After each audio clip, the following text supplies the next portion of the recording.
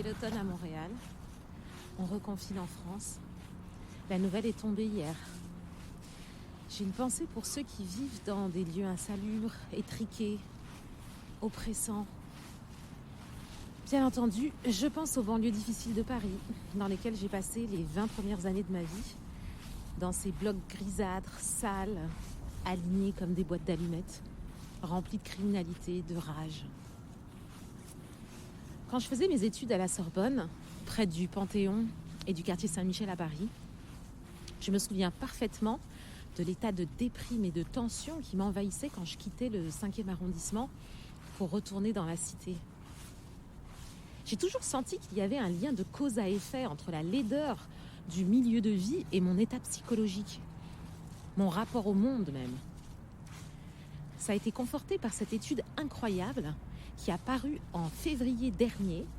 Une équipe de chercheurs américains de la Cornell University a démontré que l'insertion et l'entretien d'espaces verts dans les quartiers difficiles avaient un impact significatif sur la criminalité et notamment une réduction des crimes violents et par arme à feu.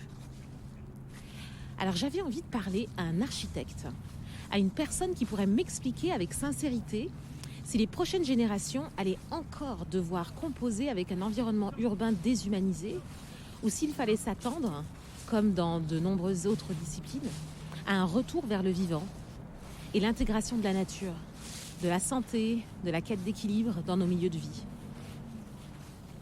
Alors mon invité, le Québécois Jean-Paul Boudreau, est un architecte atypique et surtout très lucide sur la responsabilité des architectes et les bouleversements à venir dans sa profession.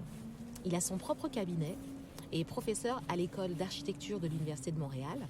Et en plus, il est membre de la chaire de recherche Fayolle-Magille. Je vous propose qu'on aille le rejoindre. Allons-y!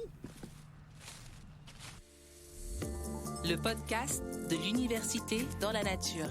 Présenté par Emilia Tamco. Tous les jeudis, rejoignez-nous et vibrez avec la science qui nous reconnecte à la nature. Merci d'être avec nous, Jean-Paul. Bonjour. Bonjour. Bonjour, Emilia. Alors, le sujet d'aujourd'hui me passionne pour des raisons très personnelles, comme je l'ai dit en intro. Et je le trouve aussi très intéressant, ce sujet, dans notre contexte actuel, parce que être limité dans nos déplacements nous a forcés à prêter encore plus attention à notre milieu de vie quotidien. Alors, pour commencer, j'aimerais bien que tu nous racontes, Jean-Paul, ton cheminement, à la fois vers l'architecture et à la fois vers cette relation avec la nature que tu mets au cœur de ta discipline et de ton travail.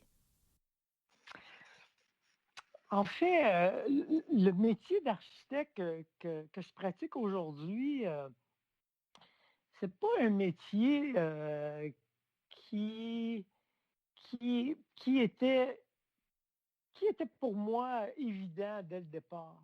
Je viens pas d'un milieu universitaire, je viens pas d'un milieu académique. En fait, je viens plus d'un milieu ouvrier. Mon père était entrepreneur général.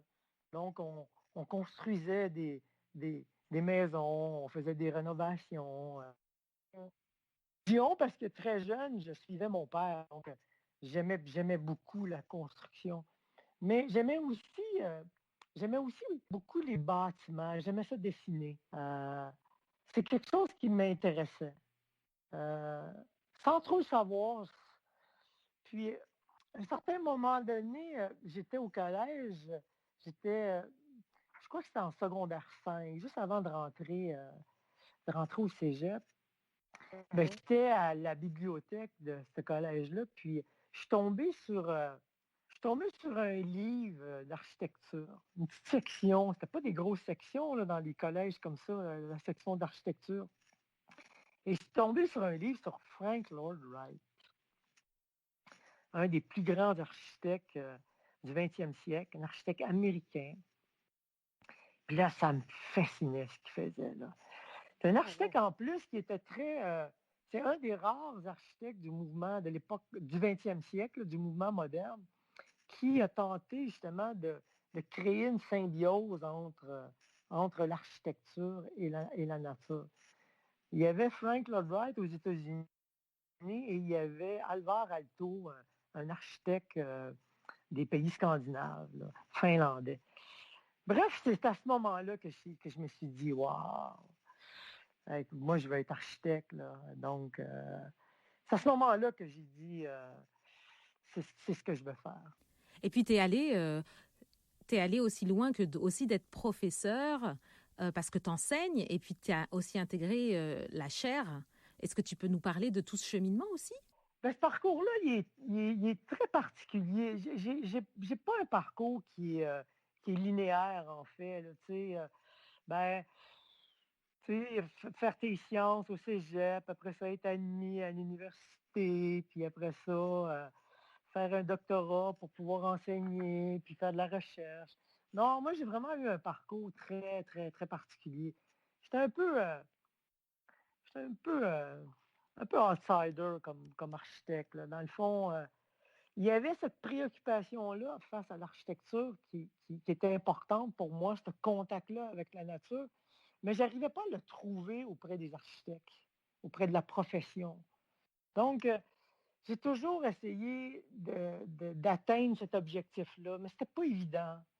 Puis, j'aimais pas non plus, justement, ce, ce, ce manque de sensibilité de la part des architectes. Donc, ça, ça m'a fait un peu m'éloigner de ce milieu-là. Donc, j'ai pas tout de suite fait mes études à l'université. Je suis allé travailler, j'ai dit, je vais apprendre le métier dans la vraie vie, là, si on peut dire. Là. Donc, j'ai commencé par faire des études en construction civile. Donc, vraiment apprendre à vraiment construire les projets. C'est très intéressant. Puis c'est ça, je tardais à m'inscrire en architecture parce que ben, ça me frustrait un peu de cette attitude d'architecte-là. Puis moi, je voulais pas être comme ça. Puis à un moment donné, j'ai rencontré par hasard un de mes profs de cégep qui m'avait dit tu sais, Jean-Paul, c'est pas parce que tu es comme eux que tu vas être comme ça. Donc ça a été comme ma deuxième grande révélation. Je me dis, OK, on peut être différent. Puis l'idée de justement de vouloir travailler en mariant une architecture avec les milieux, c'est possible. Donc, le lendemain, j'ai fait mon inscription à l'université. Et étant donné que j'avais un parcours particulier, je tombais dans des cas spéciaux. Là, donc, et puis, il en acceptait peu. Il en acceptait 7, en fait. Parce que c'est quand même un programme qui est très, très, très, très contingenté. Bref, j'ai été accepté. Donc, j'ai fait mon cours. J'ai fait mon cours pendant 4 ans. Et là encore, mon cours, je l'ai fait aussi, en outsider, si on peut dire, parce que c'était une période où l'architecture qu'on nous enseignait était beaucoup une architecture de signification, d'essence. Il fallait que les projets, on appelle ça l'architecture postmoderniste. Là. Donc, c'est un courant qui a duré 30 ans à peu près. C'est un courant qui a commencé dans les années 80 et qui est mort dans les années 2010.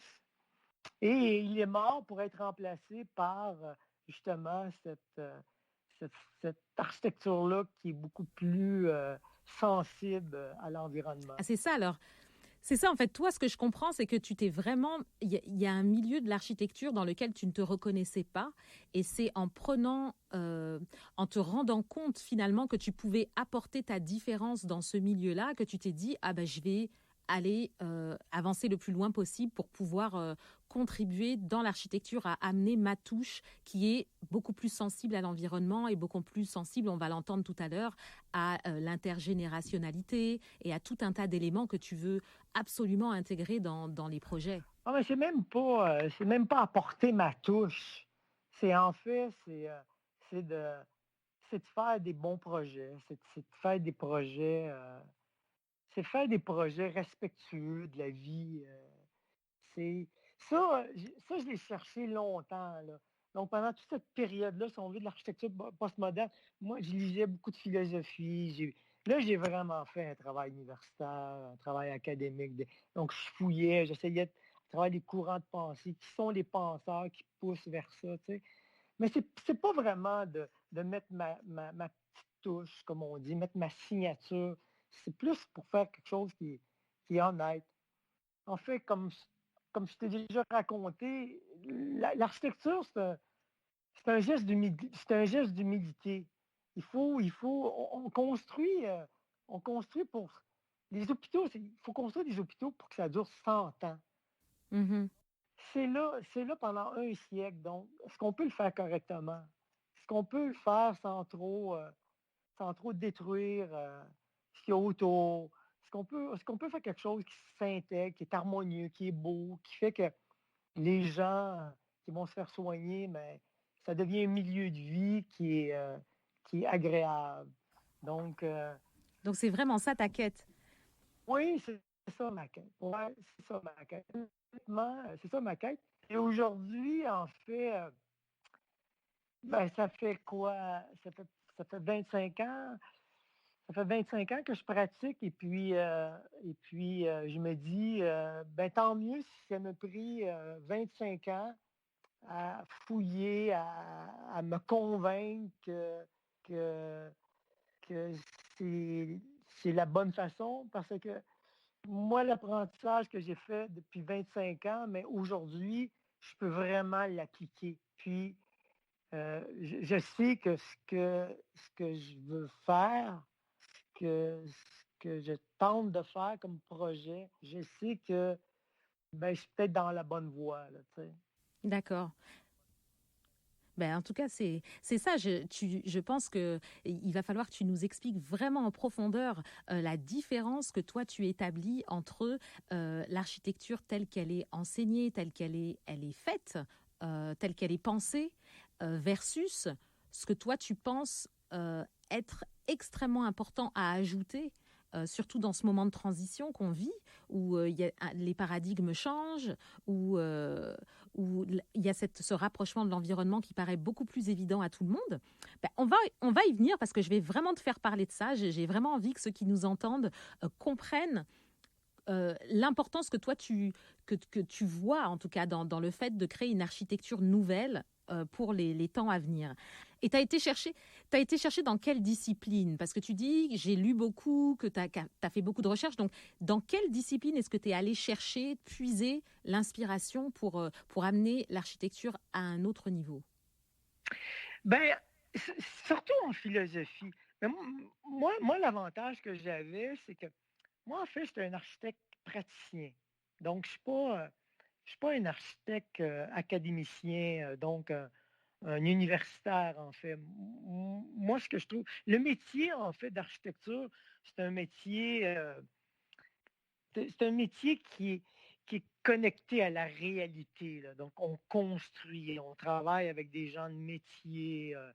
On- quand on construit, on est en contact avec la température, le climat. Donc, ce contact-là avec la réalité, le fait d'être présent toujours sur des projets, ben, ça m'aidait justement à comprendre aussi le lien avec la nature. Mais je faisais les deux, en fait. J'avais cette pratique-là et j'avais aussi tout ce travail de réflexion à travers certains philosophes. Les premiers philosophes que j'ai découverts là-dessus, c'est entre autres Michel Serres. Il a écrit un livre il y a 20 ans, un livre qui pour l'époque, a passé sous le radar, là. Mais pourtant, c'est un livre absolument, aujourd'hui, on le considère comme un livre absolument incroyable. Ça s'appelle Le contrat naturel de Mhm. Michel Serres. Lui, il disait dans son livre, c'est pas compliqué, il dit autant on a réussi entre les humains, tu sais, on a établi un code civil pour apprendre à vivre entre nous, les humains. Lui il disait il faut établir le même contrat avec la nature, avec le vivant.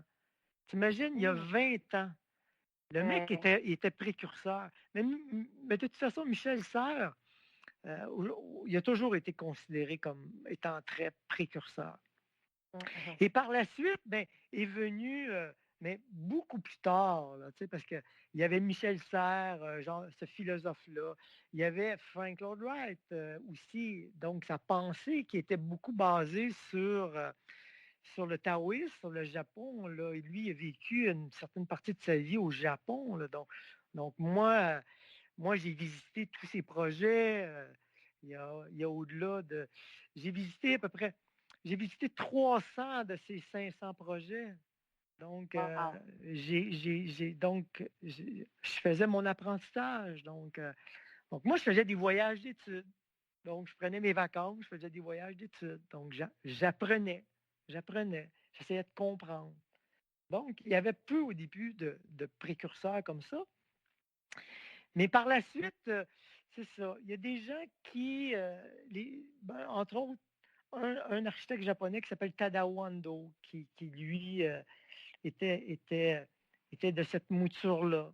Lui, il disait, entre autres, une phrase célèbre, il dit le mouvement moderne a oublié une chose, c'est de considérer la nature justement dans ces. Parce que le mouvement moderne, c'est pas juste en architecture. Le mouvement moderne, c'est. Tu sais, c'est. Les gens au 19e siècle, fin 19e siècle, il y avait des gros problèmes de salubrité, il y avait beaucoup de problèmes de logement pour tous, il y avait beaucoup de problèmes sociaux. Donc, le mouvement moderne, l'époque moderne, il ne faut pas la rejeter du revers de la main. L'époque moderne a résolu beaucoup de problèmes, réglé beaucoup de problèmes de salubrité, le logement, les questions sociales. Sauf qu'on est peut-être allé trop loin. C'est un peu ce que dit Tadao Ando. Il dit le mouvement moderne, oui, a travaillé tous ces aspects-là, mais on a oublié de considérer la nature. Donc, je me suis Mhm. intéressé à Tadao Ando. Et par Tadao Ando, je me suis intéressé à un mec qui l'a fait connaître qui s'appelle Augustin Berck. En fait, Et Augustin Berck, c'est un géographe, sinologue, un spécialiste de la culture japonaise. Il a vécu là-bas, il parle japonais, mais aussi un philosophe. Et lui, il a tout développé la notion de la conception du milieu. OK? Donc, l'importance d'être en lien avec le milieu, d'être en contact avec le milieu de vie dans lequel tu t'insères. Tous Mhm. les animaux, une abeille est en interrelation avec son milieu. Si l'abeille veut aller butiner de fleur en fleur, elle a besoin d'être en interrelation, en interdépendance avec les fleurs pour justement la pollinisation. Donc, Augustin Berck il a amené cette notion-là. Et cette notion-là, lui, ce qu'il dit, il dit, ben, il faut l'amener aussi du côté des humains. Parce que les humains aussi ont une interrelation avec les milieux. Il s'est basé sur un philosophe japonais qui s'appelle Watsuji Tetsuro, qui lui a écrit un livre en 1935 qui s'appelle Le Fudo. En fait, Augustin Beck a traduit ce livre-là, puis il a ramené la pensée de Watsuji Tetsuro dans son travail de chercheur. Et c'est exactement ce qu'il disait. Watsuji Tetsuro, il disait, il y a 4 grands peuples sur la Terre. Il y a le peuple de l'eau, il y a le peuple des prairies, il y a le peuple du désert, puis il y a le peuple du froid. Bon, Mhm. si je peux résumer. Et chacun des peuples, de ces peuples-là, ont réussi pour survivre à s'adapter à leur climat. OK? Je comprends.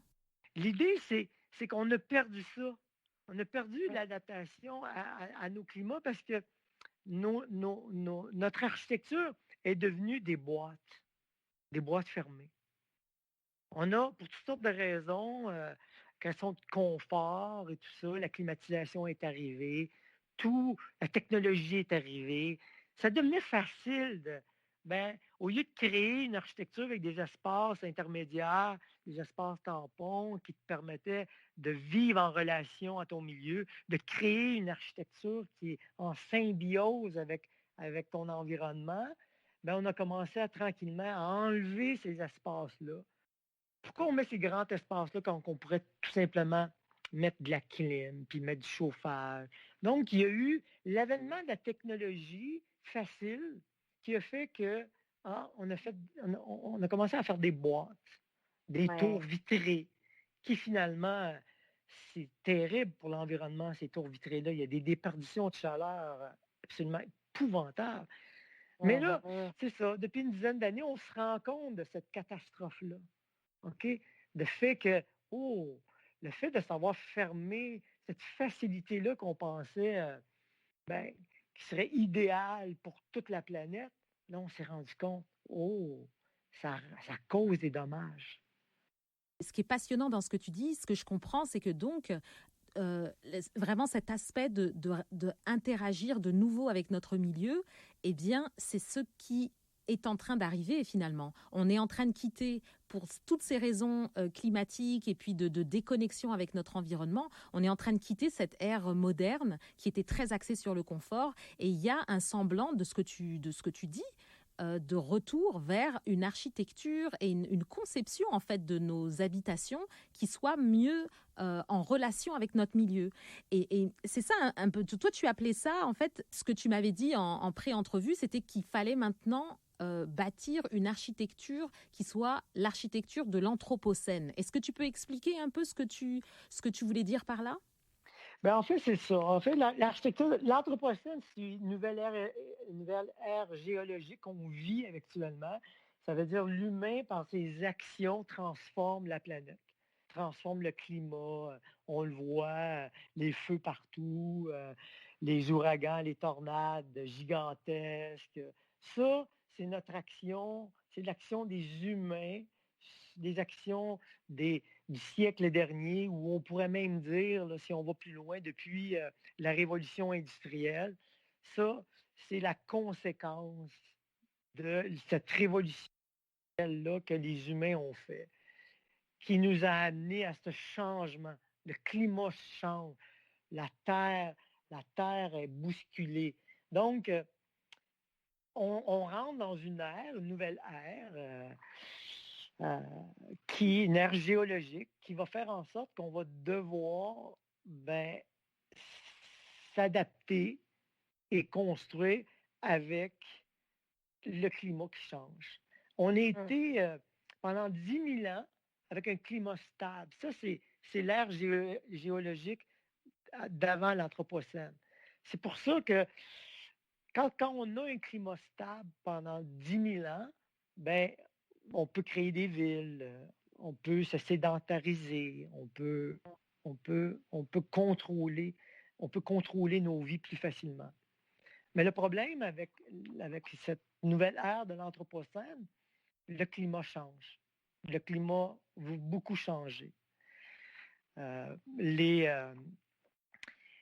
a des endroits sur la planète, là, tout le long de l'équateur, dans les prochaines années, ça va être invivable.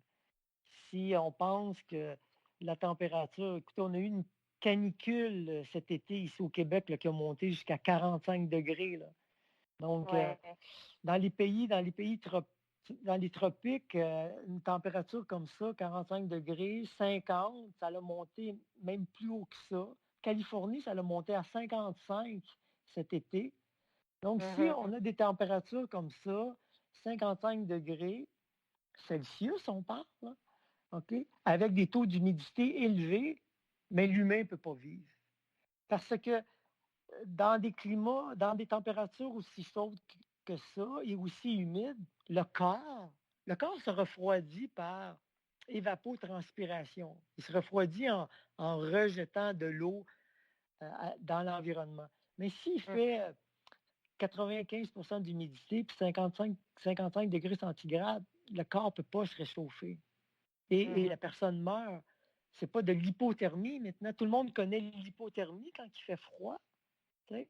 Mais là, on parle d'hyperthermie. Donc, il y a beaucoup d'endroits dans le monde comme ça qui vont devenir invivables. Donc, des problèmes de migration, des problèmes, toutes sortes de problèmes sociaux. Mais ce n'est pas tout. Il y a 10 000 ans, on a eu une ère glaciaire où le Canada au complet a été recouvert de glace. Mais cette époque-là, il y avait juste une différence de 5 degrés avec l'époque d'aujourd'hui. Quand on dit, on entend beaucoup aux nouvelles, il faut éviter que le climat, la température du climat global augmente de 2 degrés centigrades. Ouais. Mais le Canada était recouvert d'une calotte glaciaire pendant un certain temps, puis il y avait le climat à cette époque-là avait une température globale de 5 degrés de plus qu'aujourd'hui. Donc, on va devoir vivre avec ça. Et cette compréhension-là, toutes les disciplines vont devoir en tenir compte. Et c'est pour ça que à peu près tous les métiers vont changer. Dis-moi, Jean-Paul, écoute, moi, je me balade dans les rues de Montréal qui sont en construction pour peut-être encore 1 milliard d'années. Madame la mairesse ne va pas être contente de m'entendre dire ça, mais écoute, il y a des pylônes partout, il y a des condos, il y a des tours qui sont en train d'être construites. Bref, c'est la construction, mais à tous les niveaux. Mais je m'interroge, je me dis, mais alors, c'est quoi leur démarche actuellement? S'ils ne prennent pas en compte toute cette dimension humaine, toute cette dimension du sensible dont tu es en train de parler, explique-nous comment les architectes travaillent aujourd'hui. Ce qui se construit actuellement un peu partout, pas juste à Montréal, partout dans le monde, c'est encore selon les vieux schèmes. Le changement, il doit se faire, le changement va se faire, mais il ne se fera pas du jour au lendemain. Donc, des architectes comme moi, on est quelques-uns qui par leur travail, tentent de sensibiliser, de faire comprendre qu'il faut arrêter de faire des tours à condos qui sont des boîtes hermétiques. Moi, j'appelle ça des bouteilles thermos. Là. Et puis, tu sais, je veux dire, on met des beaux matériaux chics pour montrer que c'est élégant, mais ça ne règle pas le problème. Donc, il faut revoir vraiment, les questions d'habiter. Et nous, à l'université, moi j'ai encore des étudiants de maîtrise, donc fin d'études en architecture. Et puis, c'est une thématique qu'on appelle éthique et pratique du projet architectural. Donc, c'est en ce sens-là qu'on commence à former la nouvelle génération d'architectes ce sont eux, en fait, qui vont tranquillement faire le changement. T'sais. Puis le changement va devoir se faire rapidement parce que le climat change rapidement. Il va y avoir une prise de conscience rapide. Donc, ça va changer. On ne peut plus faire ce genre de bouteilles thermos qui coûtent énormément cher en termes d'énergie, de mécanique. On ne pourra plus se payer ça. On ne peut pas se payer ça. Là. Puis en plus, ce n'est pas juste une question d'énergie, puis on ne peut plus se payer ça. Parce que toutes ces infrastructures-là qu'on construit, l'empreinte carbone est importante. Donc, on jette énormément de CO2 dans l'atmosphère. Il faut réduire notre consommation. Et là, je vais vers un autre track qui s'appelle, on commence à parler beaucoup de décroissance. Okay? La décroissance. La décroissance, ça veut dire, la décroissance dont on parle, elle est beaucoup poussée par un économiste français. C'est lui, en fait, qui a parlé la première fois de ça. Il s'appelle Serge Latouche. C'est un économiste. Il dit, non, on ne peut plus continuer à croître comme ça. Puis, c'est repris ici au Québec par un sociologue de l'économie qui s'appelle Yves-Marie Abraham. Et il a écrit un livre dernièrement qui dit, le livre, je lis tout près, ça s'appelle « Guérir du mal de l'infini ». Produire moins, partager plus et décider ensemble. Donc, on a des outils pour essayer de revoir nos façons de faire. Exemple, vous donner un exemple. L'ère il y en a beaucoup qui ne m'aimeront pas, là, mais l'ère de l'habitat, du bungalow individuel, il faut arrêter. D'ailleurs, en France, dans les objectifs qu'ils se sont donnés pour respecter leur engagement face à la COP 21. Une des choses qui va être interdit de faire, ça va être de l'habitation isolée. Donc, il va falloir apprendre à faire de l'habitation pour que les gens apprennent à partager. Donc, nous, avec les étudiants, on fait ce genre d'exercice-là. OK? Donc, comment travailler des projets, OK, qui ne sont ni un bungalow, ni un bloc appartement, mais qui fait qu'on est capable de partager plus. Puis en faisant ce genre de projet-là, mais on produit moins. Je fais vraiment beaucoup de liens avec tout ce que tu es en train de dire parce que je trouve ça vraiment fascinant. Le fait que toi, tu aies vraiment eu cette démarche d'aller chercher des outils dans tout ce qui est empirique, dans tout ce qui est philosophie, dans tout ce qui est une vraie réflexion sur l'habitation. Et ça me fait beaucoup plaisir d'entendre surtout que tu es en train de former les architectes en devenir à s'inspirer de cette manière-là avant de commencer à démarrer des projets architecturaux. Écoute, c'est une bouffée d'air frais.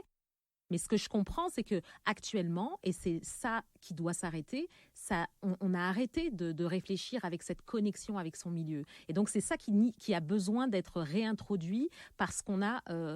toi, tu parles de tous les impératifs au niveau climat. Moi, j'aimerais aussi ramener sur la table parce que je pense que c'est quand même un aspect important et j'en parle parce que c'est aussi mon histoire personnelle, l'impact aussi de ces architectures aujourd'hui sur la psyché des gens. Parce que vivre dans des boîtes comme c'est ça, quand tu parles de vivre dans des boîtes thermos, dans des bouteilles thermos, écoute, moi, je l'ai vécu en vivant dans les banlieues, le 9-3, dans les banlieues parisiennes. Ça, je veux dire, ça affecte aussi le mental des gens. Et pour que, justement, on puisse prendre de meilleures décisions, et ça, Hubert en parlait dans l'émission numéro 3 du podcast, il faut qu'on puisse vivre dans des environnements qui nous donnent cet équilibre. Écoute, je pourrais parler des heures avec toi de tout ça, parce que tu donnes tellement de références, de livres que je vais réintroduire d'ailleurs dans le descriptif de l'émission pour tous ceux qui écoutent et qui ont envie d'approfondir. Mais j'ai vraiment envie que tu nous parles aussi des projets que tu as menés, parce que tu m'en as parlé en pré-entrevue et j'ai trouvé ça vraiment, ce sont des exemples magnifiques de ce qu'on peut arriver à faire. Quand tu dis qu'on a tous les outils aujourd'hui, c'est vrai de ce que j'ai entendu. Donc pour que les auditeurs, eux aussi, puissent se sentir inspirés par ce qu'on est capable de faire aujourd'hui, est-ce que tu peux nous parler d'un ou deux projets sur lesquels tu as travaillé et qui, justement, mettre cette connexion avec le milieu bien en avant pour résoudre des vraies problématiques au niveau de nos habitations en harmonie avec la nature? Mais je pourrais en parler, je pourrais te parler de 3 projets. Puis 3 projets bien ciblés parce qu'ils sont assez significatifs en ce sens. Mais je voudrais juste faire une petite parenthèse sur aussi le métier d'architecture. Ce métier-là, il est génial parce qu'on touche à tout. On touche à. En fait, on construit des habitats pour les humains. Donc, on est obligé de s'intéresser à toute la dimension de l'humain. Donc, là, j'ai parlé beaucoup de l'aspect climatique, il faut se protéger, mais il y a aussi, comme tu disais, puis ça, c'est l'autre aspect qui est très, très, très important. Nos milieux de vie doivent faire en sorte qu'on reste en santé. OK? Mais en santé physique et en santé mentale. Donc, cette déconnexion-là a fait aussi que ça nous rend malades. Donc, il y a aussi toute cette avenue-là qu'il faut travailler en parallèle. Donc, oui, faire une habitation qui permette à nous de se protéger, mais faire aussi une architecture qui nous permette aussi de socialiser, mais aussi de faire aussi une architecture qui nous permet d'être bien. Tu sais, quand on dit « Ah, c'est beau », mais le beau, ça veut juste dire « Ah ». Le beau, ça veut dire c'est honnête. Pourquoi qu'on trouve des belles fenêtres en bois belles? Parce que c'est honnête. Le bois, ça nous correspond. Le bois, comme je disais tantôt, ça vient de la même cellule de la vie du début. Là. Donc, il y a comme un lien. Il y a comme un lien. Pourquoi on aime ça? C'est à cause de ça. Et toutes les recherches en biophilie, maintenant, le démontrent. C'est pas compliqué. C'est mieux un revêtement intérieur en bois qu'un revêtement intérieur en gypse. Ça paraît.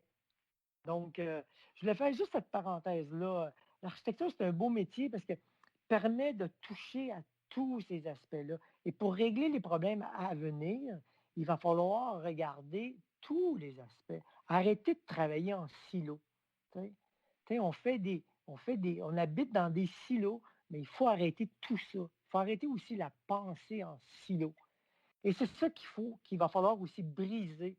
Parce que pourquoi on fait encore des projets comme on les fait actuellement? Parce que, bon, mais c'est le monde de la gestion qui a pris la place aussi. Là. Ah, il faut que ça soit efficace, il ne faut pas que ça coûte cher, il faut faire ça rapidement. Tu sais, c'est le monde de la gestion. Mais là, il faut tasser ça. Là. Il faut arrêter de. Il faut dire non. Je suis Il faut tellement plutôt dire d'accord. maintenant, faisons ça correctement. Bon, ça, c'est ma parenthèse. 3 projets. En fait, un projet, moi, qui m'a beaucoup fait avancer à ce niveau-là, au niveau de la recherche de solutions. J'ai été, à un moment donné, mandaté pour travailler sur un projet d'aéroport en Libye. C'est un projet, c'est un magnifique projet là, bon, à l'époque là, du dictateur Kadhafi, là, mais ça, on pourra en reparler une autre fois, là, cette question-là de... Bon, bref, moi, j'avais ce projet-là. Puis, quand je suis arrivé sur ce projet-là, c'est un projet qui a été dessiné par les architectes de Aéroport de Paris International. Donc, c'est une filiale des aéroports de Paris qui dessine des plateformes aéroportuaires partout sur la planète. Et nous, avec SNC-Lavalin, ici au Québec, on avait été mandatés pour construire le projet. Et moi, quand je suis arrivé sur le projet, je regarde le projet, j'ai dit, les boys, j'ai dit, écoutez, là, c'est tout en vert, cette affaire-là, puis on est dans le désert. Êtes-vous sûr que ça va marcher, là? Et là, ils me regardent tous, puis ils me disent, t'es sûr de ce que tu dis là, toi, là? Ben moi, j'ai dit, regardez, on va aller s'acheter un aquarium, puis des petits poissons rouges, puis on va le mettre dehors, devant les bureaux, parce que les bureaux étaient dans le désert aussi, là. Mhm. Et puis, on va voir combien de temps le petit poisson rouge va survivre, tu sais. Fait qu'ils sont tous partis à rire, tu sais, puis on dit, ben, il dit, t'es vraiment sérieux, Jean-Paul, quand tu dis ça? Ben, il dit, on a le mandat de livrer un aéroport fonctionnel. Il faudrait commencer peut-être par se poser la question, là, ça va-tu marcher? Ben, ils m'ont dit, OK, tu t'en occupes. Fait que, ils m'ont dit, occupe-toi-en, Jean-Paul. Puis le problème avec ce projet-là, c'est qu'on ne pouvait pas rajouter de la clim. Donc, j'ai pas eu les ingénieurs dans les pattes, cette fois-là. Parce que trop souvent, les ingénieurs, on va rajouter des machines, c'est correct.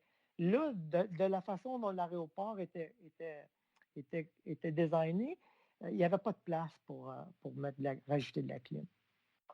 Wow. Et, il aurait pu mettre un bâtiment annexe, mais bref, ils ne voulaient pas. Ils m'ont comme laissé travailler. Mais en fait, tu es en train de me dire, excuse-moi de t'interrompre, Jean-Paul, mais tu es en train de me dire donc que, en fait, la firme qui a designé l'aéroport dans un premier temps, elle partait vraiment pour bâtir un aéroport qui ressemble à un aquarium. C'est-à-dire que là, avec le soleil du désert plus les vitres, ça aurait été un four. Ben, il y avait 4,8 km de verre sur une hauteur de 17 mètres. Donc, c'était tout en verre. Donc ça, c'est un parfait exemple de déconnexion totale dans sa pensée, voilà, avec le milieu. Oui, parce que les architectes avaient dessiné un bel objet que tu aurais pu mettre, oui, à Benghazi, mais que tu aurais pu mettre en Irak ou en République dominicaine. Tu aurais pu mettre n'importe où. Là. Augustin Bach il appelle ça l'architecture E.T. Ben oui, c'est ça qu'on faisait. Parce qu'on se disait la technique est capable de résoudre tous les problèmes de clim et les problèmes de chaleur. Donc, moi, ça faisait longtemps que je me questionnais sur l'enveloppe. Moi, je me disais, avant même qu'on puisse penser à climatiser un bâtiment ou à chauffer un bâtiment, commençons donc par travailler sur l'enveloppe du bâtiment. C'est comme quand nous, on sort dehors l'hiver, s'il fait moins 30, mais tu mets un manteau pour -30. Donc, le manteau est conçu pour résister à cette température-là. L'été, tu ne mets pas le même manteau, tu mets un manteau. Donc, moi, je suis parti avec ça. Puis, ils m'ont dit, vas-y, on te laisse étudier. Puis, donc, moi, ce que j'ai fait en premier, j'ai comme simulé le bâtiment de façon informatique. Et là, on a mis un logiciel qui, en fait, on a mis des caméras, des caméras virtuelles dans le bâtiment. Puis avec ces caméras-là, on était capable de voir des gains thermiques. Et là, c'est là qu'on a vu, waouh! Effectivement, là, il manquait 30 de clim. Oh, ouais. Il manquait 30 de clim, puis en plus, il y avait des gros problèmes de glare, des gros problèmes d'éblouissement. Il y avait au-delà de 10 000 candélas. 10 000 candélas, l'œil humain est juste capable d'en accepter une centaine. Donc, c'est impossible de travailler. Là. Donc, en plus, il y avait une surchauffe dans l'aéroport, puis en plus, il y avait l'aéroport entre 11h et 14h à cause du zénith du soleil. Entre 11h et 14h était inopérable. Inopérable. Fait que là, on a découvert ça. Donc, on avait réussi à démontrer que effectivement, ça ne marchait pas. Puis là, on s'est mis en mode solution. Donc, on a travaillé avec d'autres types de logiciels qui analysaient un peu toutes les solutions qu'on avait choisies. T'sais. Exemple, on a commencé à travailler avec des verres, des vitrages beaucoup plus performants. On a testé 19 types de verres. On a testé des toiles solaires, des mouches arabians, comme on dit, à l'extérieur. En fait, on s'est inspiré dans ce travail-là des trois éléments que je t'ai parlé plus tôt, c'est-à-dire la voûte nubienne, le malgache et puis le mouche arabien. Donc, on a travaillé avec des verres performants puis avec des toiles solaires à l'extérieur qui nous permettaient de contrôler la pénétration de la lumière et de la chaleur, donc le mouche arabien. On faisait ce qu'on appelle du night flushing. Là. Donc, on avait des grands espaces intérieurs. Donc, s'il y avait une surchauffe dans le jour, mais la nuit, on évacuait cette surchauffe-là. Et on sait que dans le désert, il fait plus froid la nuit. Fait que le matin, c'était frais dans l'aéroport. Donc, on avait comme un 12 heures pour se permettre d'accumuler de la chaleur, mais on avait développé des masses thermiques qui agissaient aussi comme accumulateurs, donc qui permettaient de faire une dissipation de la chaleur plus lentement.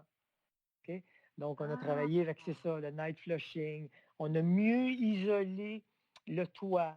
Okay? Le toit, il y avait une forme un peu voûtée, mais en l'isolant beaucoup mieux, mais ça permettait au soleil de vraiment réfléchir et de ne pas rentrer à l'intérieur. Donc, tous ces éléments-là ont fait qu'à un moment donné, quand on a pesé sur le bouton de notre logiciel, on a vu, là, vous avez plus besoin de 30 de clim qui était ce qu'on avait besoin en supplément. On avait réussi avec un bâtiment existant, sans trop dénaturer le design, à l'adapter au climat.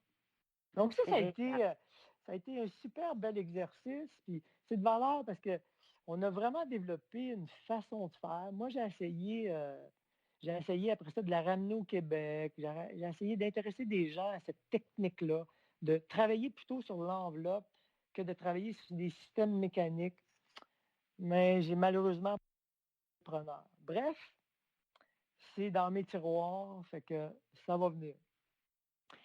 L'autre exemple, c'est Haïti. C'est une école.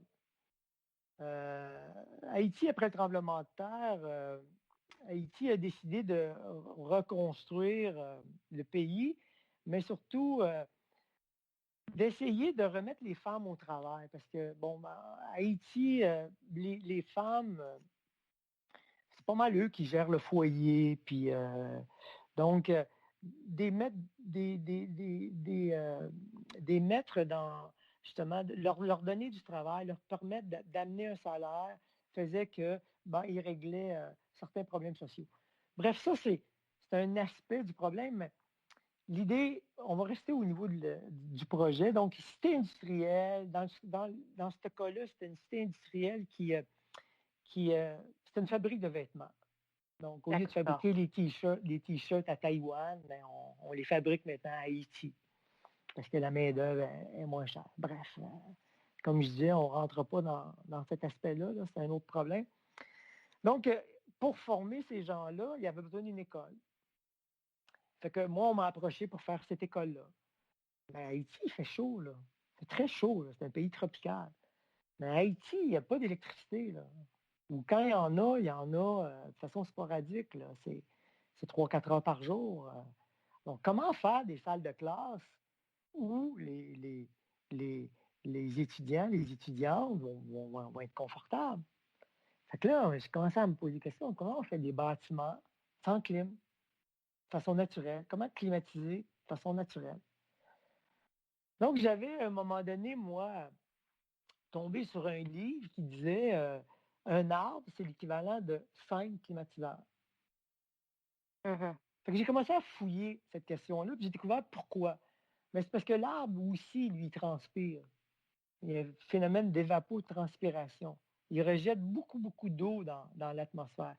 Et quand il Mhm. rejette beaucoup, beaucoup, beaucoup d'eau dans l'atmosphère, ben, il se crée, c'est de la thermodynamique, là. C'est plus Einstein qui va nous l'expliquer, ce concept-là, que moi. Sauf que ce changement-là fait que la température baisse autour de l'arbre. C'est pour ça que c'est toujours plus frais autour des arbres, ou c'est toujours plus Ouais. frais. Donc, quand on va en forêt, c'est toujours plus frais. C'est une des raisons. Moi, je suis parti de cette idée-là. Parfait. C'est plus frais, mais comment amener ça dans les classes, puis comment faire pousser les arbres? En fait, il pleut beaucoup à Haïti.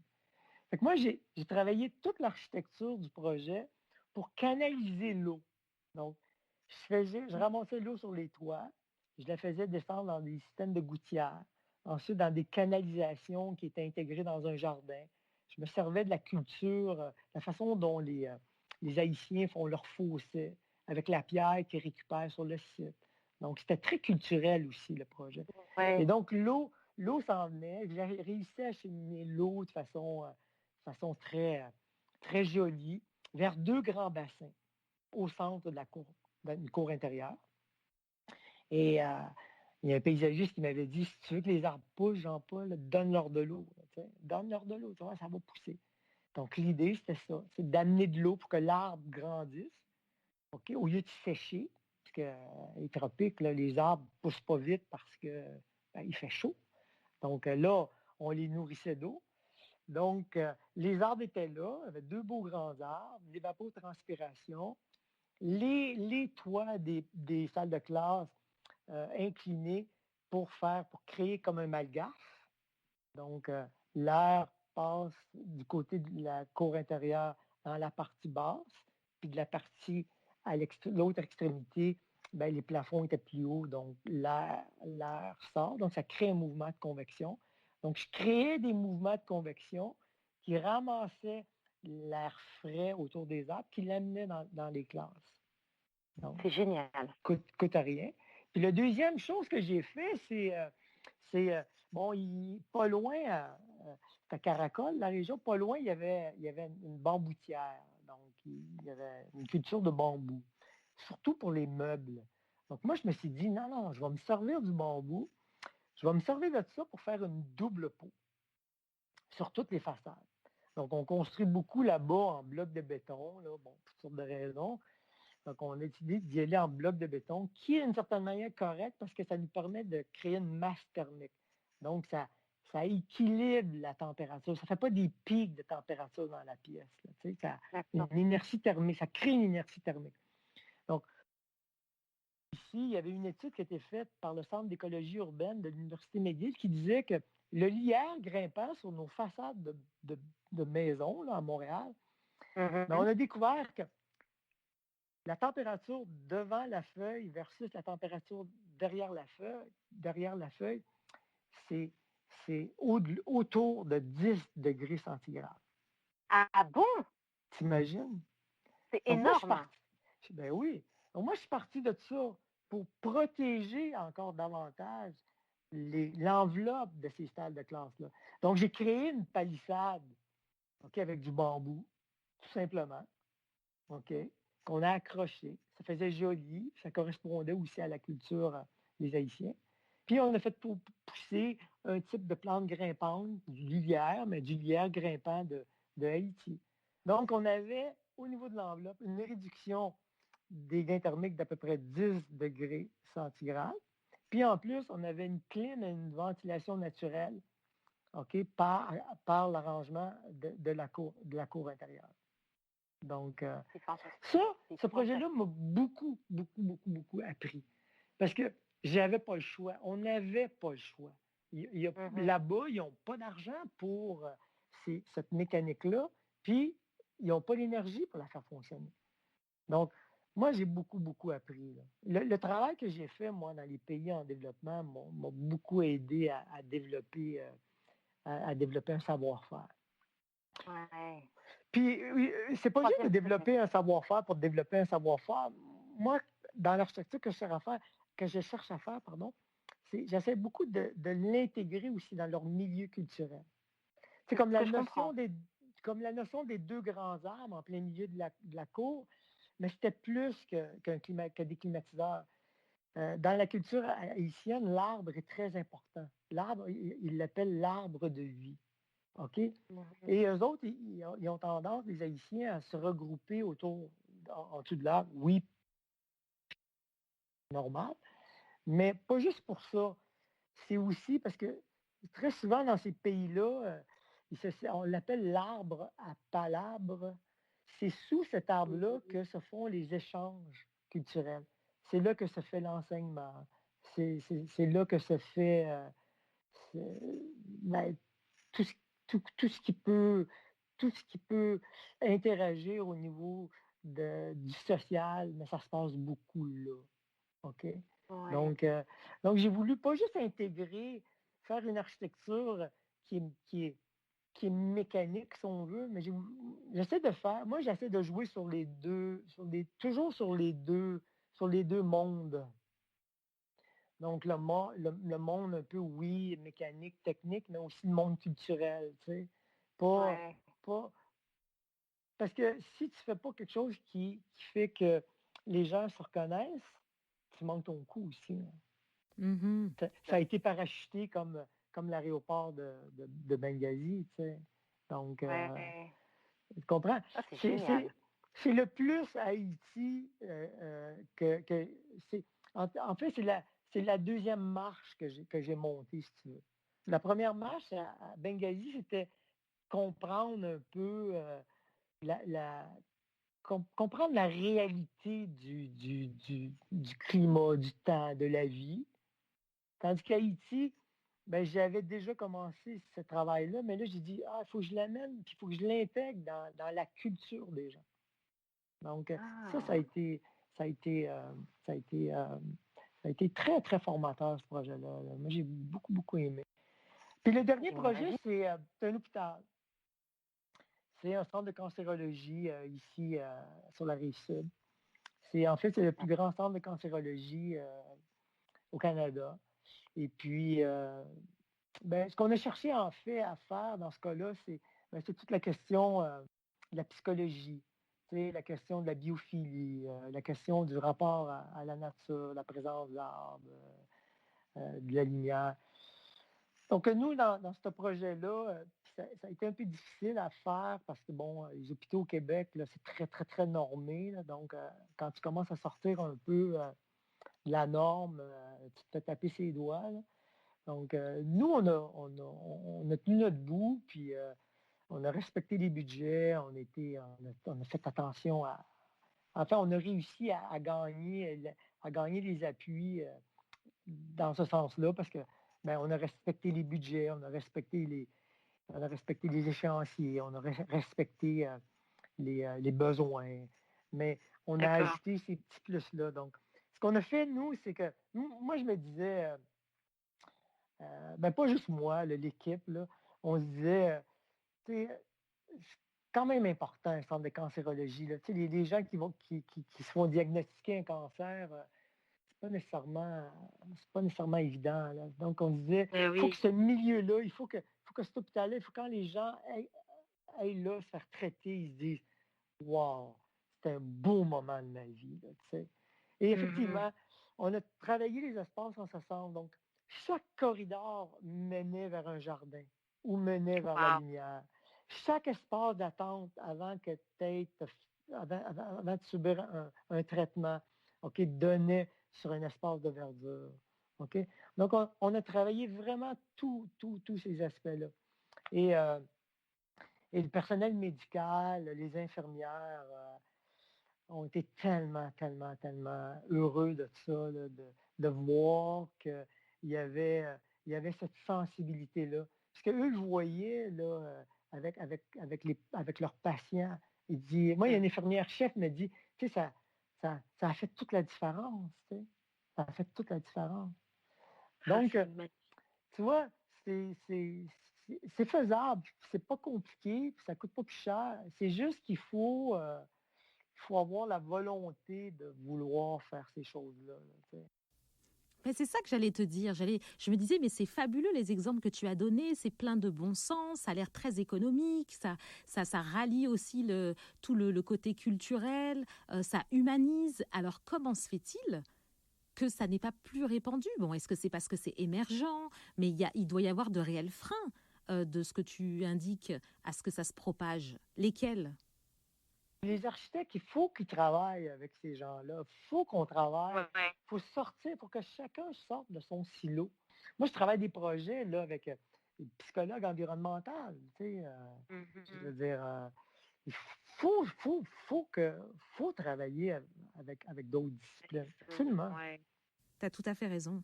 D'ailleurs, en parlant de réseau, tu as commencé ton workshop architecture plus nature. Est-ce que tu veux dire quelques mots à ce sujet avant qu'on se laisse?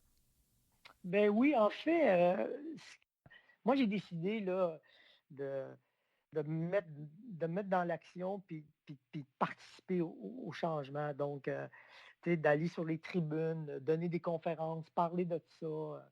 C'est sûr que ça, ça, ça raccourcit mes journées, là. Mais bref, je me donne ça comme, euh, comme, comme objectif. Et suite à ça, j'ai voulu créer. Bon, moi, j'ai toujours eu mon bureau, mon propre bureau d'architecture, mais j'ai voulu créer un autre type de bureau d'architecture, Mhm. OK? Dans le sens d'un workshop, OK? L'idée d'avoir une approche collaborative pour être capable de faire des projets comme je t'ai souligné.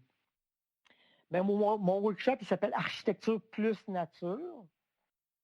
Et puis, ma pratique, ça va être pratique plus enseignement plus recherche. C'est Donc, super. puis Et j'ai un volet le site qu'on est en train de se monter, là, qui va être probablement en fonction là, d'ici une semaine ou deux. Il y a aussi, je veux que le site serve de, de lieu d'apprentissage aussi. Donc, il y a un volet qui aussi permet de moi, je vais pouvoir mettre toutes mes publications, les conférences, puis les certaines références de ceux avec qui je travaille ou que je souhaiterais travailler.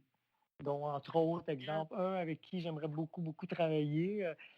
Ben, d'ailleurs, Augustin Berg, dont je parlais, bon, j'ai commencé à l'intéresser à ce qu'on fait. Il est très heureux de ça. Un Mhm. à qui j'aimerais qui se joigne à nous, il s'appelle Baptiste Morisot. Mhm. C'est un philosophe de la vie, mais qui est ancré sur le réel. Lui, en fait, toute sa démarche, c'est, il vient d'écrire un livre qui s'appelle Manière d'être vivant. Donc, comment lui aussi fait en sorte, comment lui, c'est un chercheur, là, comment lui fouille pour justement créer ces interrelations-là. Là. Comment on fait? Donc, Mhm. moi, je veux travailler avec ces gens-là. De là, l'idée du workshop architecture plus nature. Oui, on va suivre tout ça et puis Je le mettrai sur la page du descriptif de ce podcast. Et puis, j'espère bien entendu que ça permettra aux gens qui nous écoutent de pouvoir te contacter. Je sais que tu es quelqu'un qui parle de collaboration. Donc, c'est évident que ça va certainement faire germer beaucoup d'interactions avec des gens qui sont passionnés aussi par cette nouvelle architecture de l'Anthropocène. Écoute, Jean-Paul, je te remercie, mais 1000 fois. Ah, pardon, tu veux rajouter quelque chose? Vas-y, Quelque dis. chose de très important. L'université dans la nature fait partie du workshop. Ah, mais ça, c'est sûr. Je crois que ceux qui nous écoutent auront à peu près deviné qu'on a une affection particulière pour ce que tu fais, Jean-Paul.